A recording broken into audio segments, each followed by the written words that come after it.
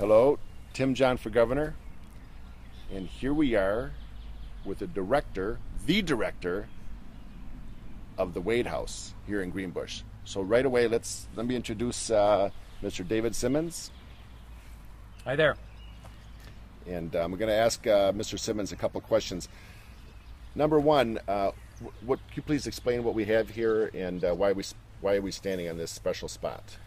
Well, we are right on the edge of the kind of the iconic building at Wade House Historic Site. The Wade House is named after the Wade House, which initially was called a halfway house, and it took its name as the halfway house because of its location or its positioning halfway between the port city of Sheboygan and the internal city on Lake Winnebago of Fond du Lac. So this is the halfway point, the stopping off point for stage travelers making their way from Sheboygan to Fond du Lac or vice versa. And how long would half of the trip take in a wagon? Oh, it would take a good half day or so.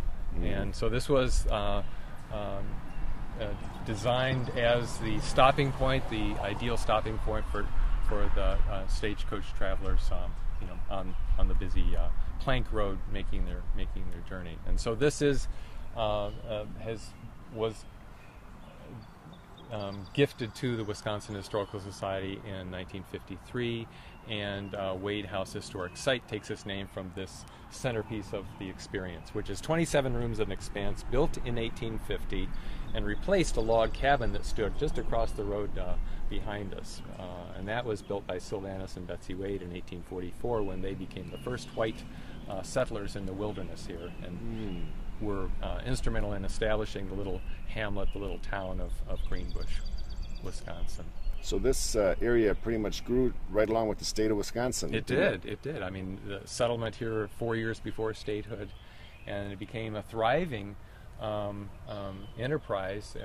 Certainly wouldn't call it a metropolis, but it was probably a little bit even busier and a little more energetic by 1848 by statehood than it is today.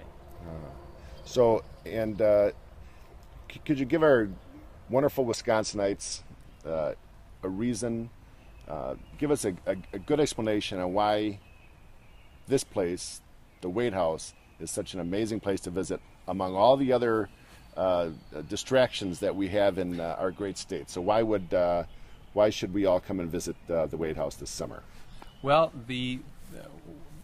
to see different elements of the site. I mean, the Wade House Historic Inn, 27 rooms, large, getting a tour through the Wade House to understand just what it was like for travelers to come and take a meal or to spend the night in the space and just to see the space as it was outfitted in the 1850s and 60s. We have a working blacksmith shop. We have one of the nation's only working up and down saws, water-powered saw. It was reproduced on the original site of the Hurling sawmill in 2001. So it's a marvelous exhibit that just shares with the public how sawmills worked in the 1850s, driven by water power. I mean, an important element of any kind of town, but central to the importance of Greenbush and its development and growth during those early years of the 1840s and 50s. Then we also have Wisconsin's largest collection of carriages and horse-drawn vehicles, the Wesley Young Carriage Museum at the far reaches of the property. It's just a marvelous collection, highly representative of carriages that were built by successive generations of wagon and carriage manufacturers in Sheboygan, the Young family. So it's just it's Wisconsin's carriage collection. So then beyond those elements that visitors will see on any day that they come to the site, and they will also get around to the different core components of the site by horse-drawn transportation, making Wade House unique among Wisconsin's historic sites. We also have an array of public programs throughout the year. We host a Civil War reenactment, which is one of the state's largest and probably the longest standing of those in Wisconsin and certainly in the Midwest. It will be in its 20th celebratory year in the last full weekend in September of this year. The Civil War reenactment really brings to life for visitors of all ages what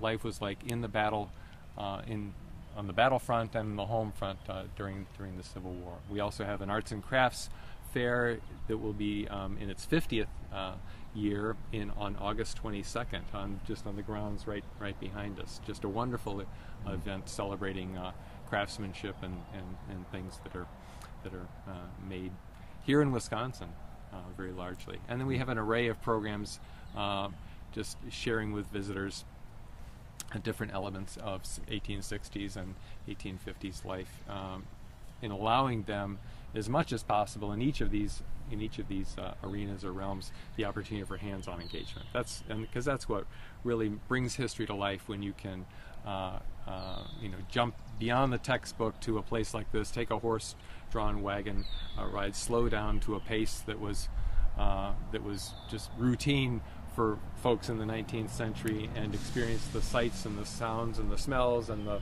tactile sensations and all the other sensations of life as it unfolded routinely for folks in this area and in Wisconsin 160 years ago. Yeah. Well, Mr. Simmons, thank you very much for making history alive, really bring and keep a gift alive for us in Wisconsin.